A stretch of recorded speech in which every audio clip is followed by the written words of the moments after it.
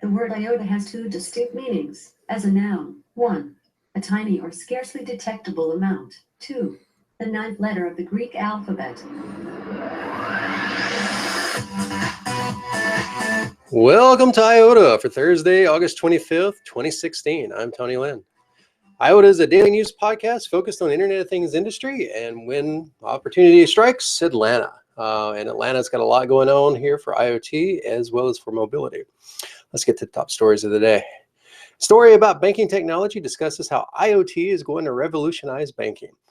Financial services tend to lag behind technology advancements, very similar to healthcare. But IoT is poised to change all that, at least according to the article. The nameless author says that retail banks are investing heavily in IoT, but he couldn't really provide any concrete examples on how or why a local bank would invest in infrastructure needed for IoT. And a few examples of secondary industries that he did cite just didn't make sense for his article. So I wanted to talk about this just briefly from the standpoint, and let me just a little bit, there we go. From the standpoint of banking, and particularly retail banks. Now, certainly you can understand how payments processing is needed for IoT and that how those kind of things can revolutionize banking, particularly in, with the cell phone and how do you pay for things. And so the only one example that he really gave is like, your light bulb burns out and it automatically, orders a replacement for itself. I just don't see something like that really kind of going on. And frankly, that's not in banking. That's more in retail. So how would your local bank, your local SunTrust, your local Regions, whatever you use, why would they use IoT? I don't know. What do you think? I'd like to know, because I certainly don't have a good answer right now.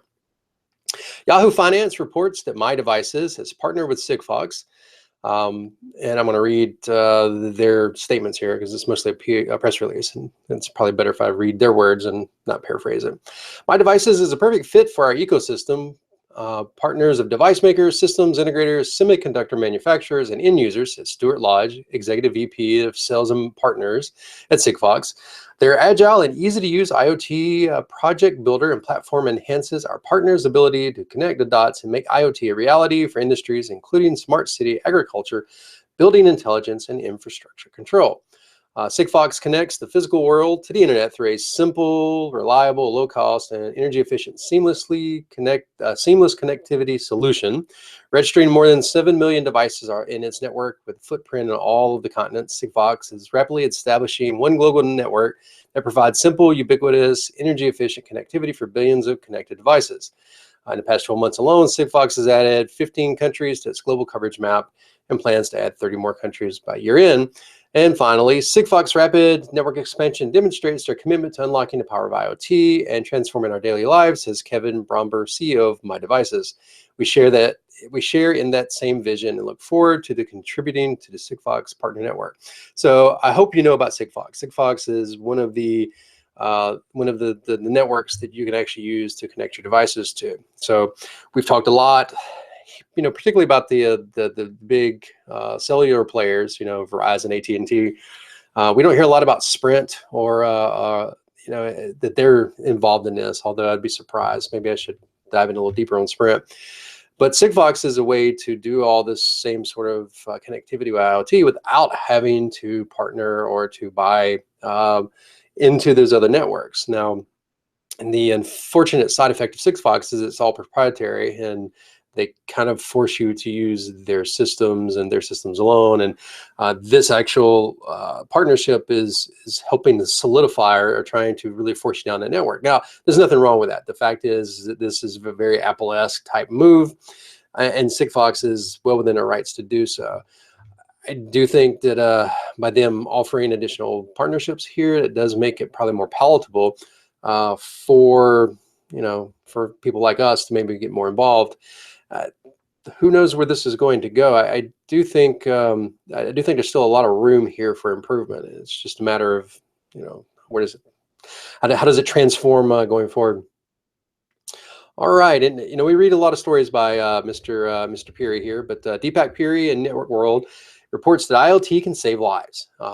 Reaction, which is I guess a South American company, developed a device for use in rural El Salvador that helps alert other villages or helps alert rural villages in the event of a disaster. Their early warning system lets villages alert each other even when power and phone communications have been disturbed in a natural disaster. Villagers alert others through a simple battery-powered device that has color-coded buttons to indicate an impending danger as well as its severity. Reaction found that even villagers without formal education could easily use the color-coded buttons. The device supplements human input with IoT sensors and accelerometers to measure tremors, to measure the weather. The devices connect villages with a radio signal-powered mesh network. GPRS links are used to connect the mesh network to the cloud for additional data analysis of weather conditions and natural disasters. So imagine if you're living in rural El Salvador, and probably the closest help is, hundreds of miles away in some cases, that and something happens, and they have a lot of mudslides, obviously, in El Salvador, and a mudslide can devastate a village. And so how do you get help there? So this device actually has twofold. One is it's helping to try to predict when things are going to happen, and by doing so, give an early warning to everyone, very similar to our tornado early warning here in the States. But the other side of it is that when something does happen, to basically get help, even though all of their systems are down. I think this is phenomenal. I think this is the real power of IoT, and these type of things, even in rural locations, are really, really cool. And just imagine what we can do when we start applying that to smart cities. So anyway, moving along in the world of IoT, let me retry it again. In the world of IoT, where the hell are the cable companies? We just never hear anything about them.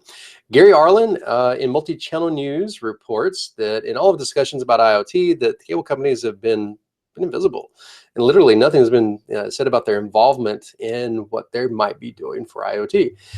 This is surprising considering all the talk about smart homes, smart cities, two places where the cable companies already kind of dominate. I mean, everybody kind of where I live has to have cable of some form in order to get internet at a minimum, or their cable. So in this era that we're currently in, where there's more and more people cutting the cord to get away from cable, they're doing things like just doing online streaming. In fact, if I could get all of my football, if I could get all my football online, then I really wouldn't need what cable I do have. Now I'm a DirecTV subscriber, but frankly, I'd be happy to do without that, just because it's too damn expensive for what you get.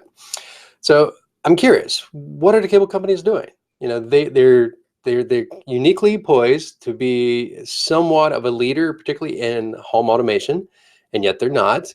They're uniquely poised in cities, to be providers of at least of a backbone for the smart cities, and they're not. What are they doing? Come on, cable companies, let me know. I'd love to find out. Before we leave out of here today, I want to talk a little bit about last night. I was actually at an IoT meetup, and right now in Atlanta, there's about 7 IoT meetups, and most of them are just starting to get organized. Frankly, even though the marketing term is relatively new and IoT's been around for a long time, the meetups that surround this have not, and they're really just kind of getting underway. And most of the meetups tend to be very, very focused on the technical side of the equation. Mostly people who are interested in building IoT systems, or are interested in the hackathons, or interested in the sensors and that sort of thing. So conversely, the size of these meetings tends to be somewhat small. And that's a little disappointing. I do want to see more people get involved, but I think part of the problem is that the meetup groups themselves are not appealing to the decision makers in the companies. And so the decision makers in the companies are looking into more systems like the Technology Association of Georgia, for instance, in order to start to become familiar with IoT.